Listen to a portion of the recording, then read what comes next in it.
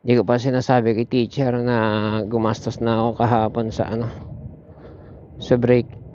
Marami pa kasi kami singilin kay ano eh, kay Engineer Andrew eh. 1/2 M mahigit.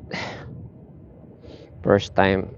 Nakapagpautang na naman kami sa kanya before.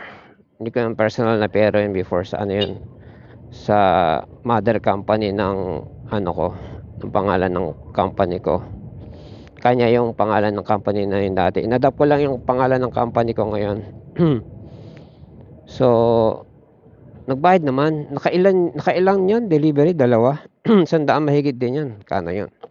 Pero, bago yun, nag-ano na ako, nagpapakash na ako sa kanya ng mga deliveries. Tipong pag-delivery, ganyan, babayad siya ng cheque. Eh, cash ko naman, dated yung cheque niya. So, all good. For 2 years, 2 taon. Sa kanyang kumukuha almost exclusively ng graba, buhangin, hollow block. Kasi yun lang naman ang concentration ko before eh. Graba, buhangin, hollow blocks. Ngayon, nung natapos yung project na yon, nag-alok ulit ako. Sabi ko, may iba pa ka pang project. Ang sabi lang sa akin ng foreman, wala sa baler. Sabi niya ganon, layo. So, hindi na ako kumibo. Pero namang mga ganun eh, pa isa-isa lang eh. Although at one point, nakausap ko si engineer, na inalok ko siya ng ano, ng graba. Sabi niya, ay malaki yung truck mo, hindi kasya doon sa site ko. Sabi niya ganon. Ano, tawag nito, hindi kasya doon sa site ko. Sabi nga ganun. Ang kailangan ko doon bakal, pautang, gumaganon siya. Hindi na ako mibo kasi alam ko malaking pera yung bakal. At hindi rin ako nag-attempt kasi at that time, hindi ako nag-attempt na lumapit doon sa mother company nung sa brother ko, sa ano ng brother ko. Hindi na ako nag-attempt. Kaya yun yung huling usapan namin. Ngayon, itong huling inalok ko ulit, meron siya nabanggit na isang site na may bubuksan ako dito. Yun, dyan ulit kay the same owner na maganda yung payment niya. Pero ibang site naman, sabi niya ganon. Pero meron akong dalawang site dito. Pautang sa'yo, gumaganon siya. Dalawang site sana kung pwede, sabi niya ganon. So, yung unang site, Quezon City, nag-deliver kami, 100 mahigit, 150. Check rin yun, 30 days. May konting delay, which is very typical sa kanya. Cash nga, nadi-delay eh. Very typical sa kanya. Nabayaran naman. Yun yung nasa El Nido kami na cash na bank transfer niya. So, kung talaga nervyoso ka, kakabahan ka talaga sa kanya kasi alam mo yon, kahit isang lapa niya sa'yo yung kotse niya o bahay niya, kung madidelay siya, ano gagawin mo? Iilitin mo yun? Napaka trabaho ng mang-ilit ng gamit, totoo lang. Bangko nga eh, di ba? Pag nang iilit eh, masyadong maproseso, babayad pa yan ng attorney, etc. Ang habol mo na lang, bayaran niya. Sige, madelay kung madelay. Ang bangko ginagawa nila, nagpe-penalty, etc. Tapos at the end of the day, kapag yung attorney, yung collection company na ano nila, na kinontsaba nila para maningil sa'yo, at the end of the day, sabihin ko sa'yo, pag nangungulit yan, babalik niya yung ano mo, utang mo. Kasi una, i-compounding interest ka niya, ganyan-ganyan, yung 150 mo, nagiging 500,000 dahil sa compounding interest, ganyan. Tapos, ang final, niyan, kumbaga SS yan, sasabi na, sige, cash mo na lang yung utang mo. Ganito na lang bayar mo, yung plain utang mo na lang plus ganitong small amount. Mag-settle mo lang. Gumaganon sila. Meron silang ganun. Kasi alam ko yun dahil nung nagka-problema kami sa credit card dati, yung 20k naging 50, naging 60, magse-70 na. Wala na. Baon na kami. Tapos bigla nagsabi na, sige, yung utang yung 20 na lang, bayaran nyo, may isara lang namin tong case na to. O nag-loan si teacher, binayaran niya ng cash tapos sinumpa niya na yung credit card. Kaya kahit anong offer ng credit card yan, hindi yan nagki-credit card. Tapos ako, bakit ba ako nagka-credit? Inoperan pala ako ng ng BPI. Sa app. Like, ano kaya tong credit card na to? Pag-click ko, you're approved, blang blang blang. Oh, may credit card na ako. Kasi meron na ako talagang savings account sa BPI. So yan. So anyway, so going back kung ka-engineer, yun nga hindi siya para sa mahinang loob. Ganon. Dahil nadidili siya. Naalala ko nung nagpautang kami sa kanya ng 100 mahigit. Ang tagal niya bago nabayaran. 1 month yun usapan. Parang yung isa, 1.5 month bago nabayaran. Yung isa, malapit na sa 2 months. Ganon. Sinusulit niya yung utang niya na naka-cheque na naka-release na siya ng cheque na pabayaran niya na lang ganyan, papapalitan niya, hindi siya nagpapa-encash ng cheque ever since. Kung cheque magpapa-encash lang yan ng cheque kung cash payment, pero pag utang lagi niyang pinapalitan ng pera. Sasabihin lang niya, kunin ko na lang yung cheque, palitan ko ng cash, ganun siya parate.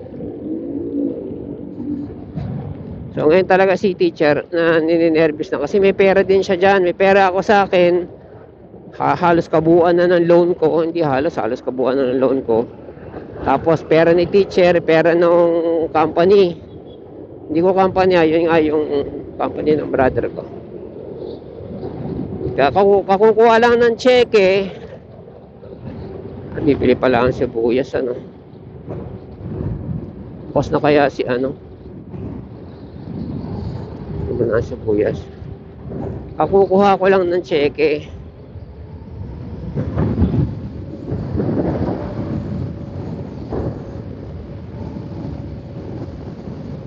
Ako dito, baka may tumawid dito. Yan, sakti. Kukuha ko lang ng cheque.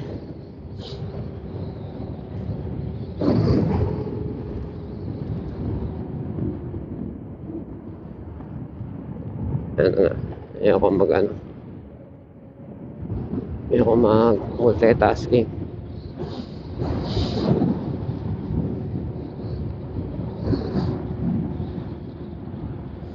Anyways, oops.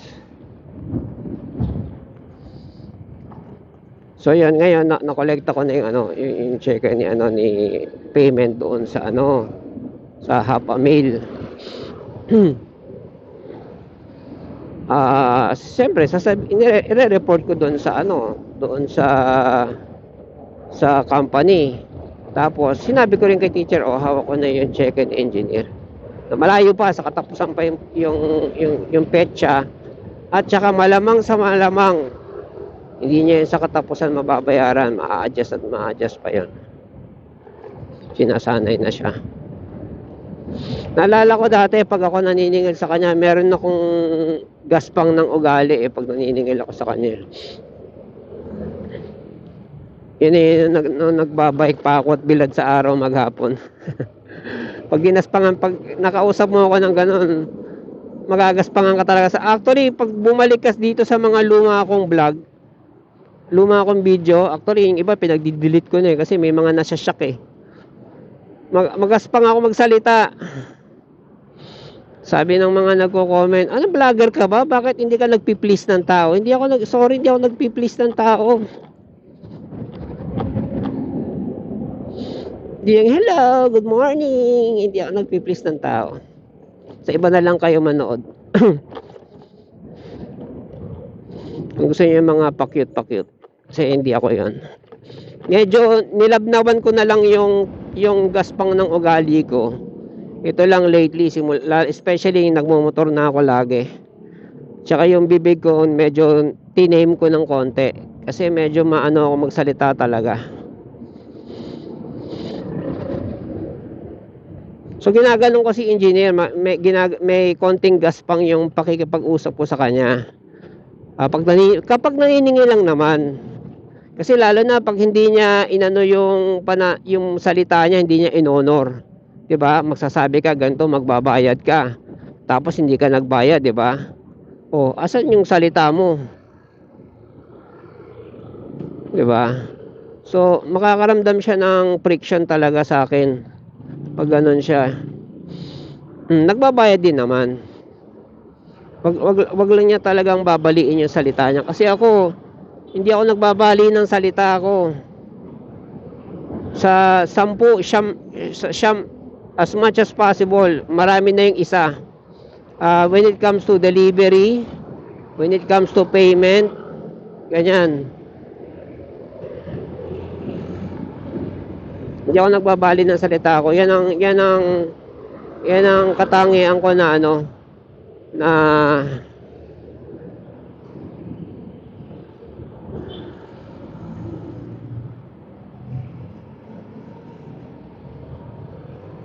basta yan ang katangian ko, hindi ako nang babali ng salita.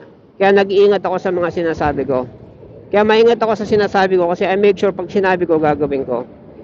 Hindi ako nagte-threat na, lalo na sa away, hindi ako nagte-threat ng ano yung kita, hindi ako nagte-threat ng mga ganong salita kasi kung hindi ko naman gagawin, hindi ko nasasabihin. Kung galit man ako, hindi na lang magsasalita. Bahala na ako anong gusto kong gawin sa kanya. Gagawin ko na lang kung iniisip ko pero hindi ko sasabihin. Pag sinabi ko yun, edi grave threat na kagad yun, di ba? At least kung ginawa ko kagad yun, pwede ko pang i-deny, di ba?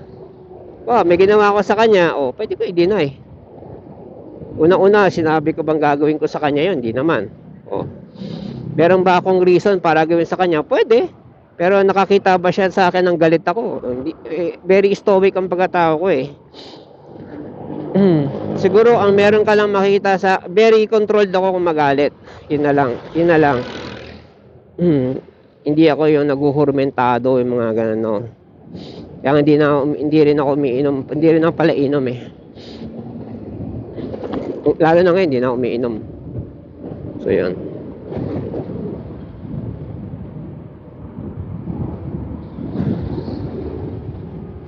Anyway, so yun. Dalawang site yun, isa pang site na may cheque. Kaya sabi ko kay teacher, ano na lang natin to, i-billing na natin. Huwag na nating antayin ubusin yung ibang materyales na nasa nasa PO niya. Billing na natin kaagad kasi masyado nang malaki. Ngayon ang gagawin namin, magbibiling na ako mamaya.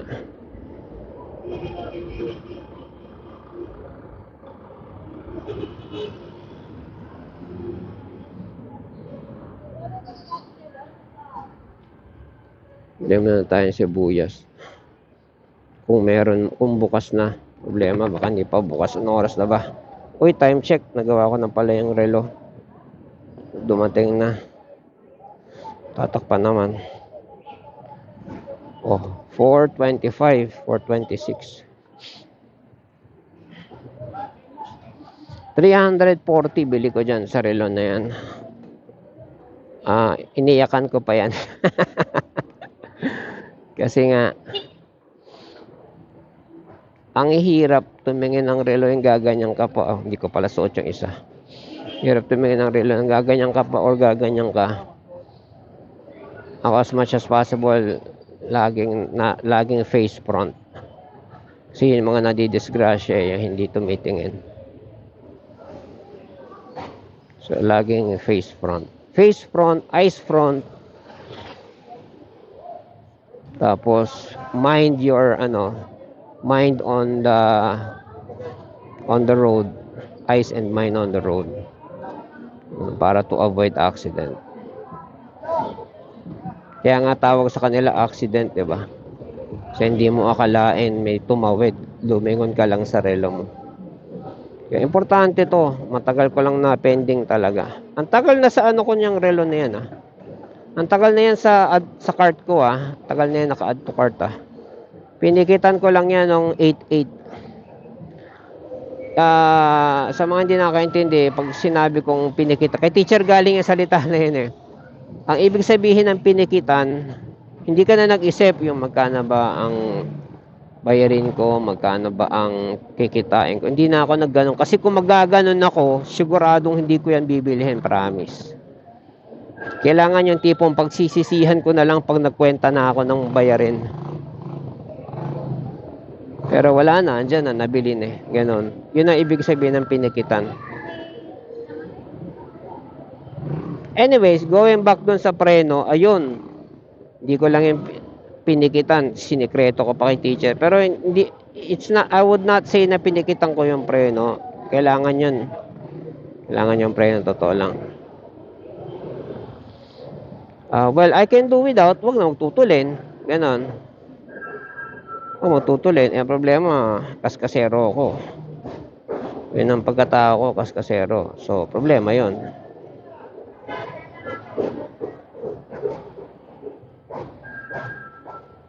May angkas pa ako lagi. Kaya pa ba dito? Ayan, next.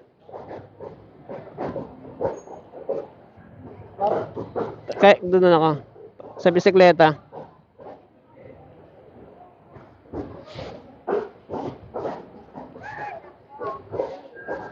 Unahan pa ako ng parking ah.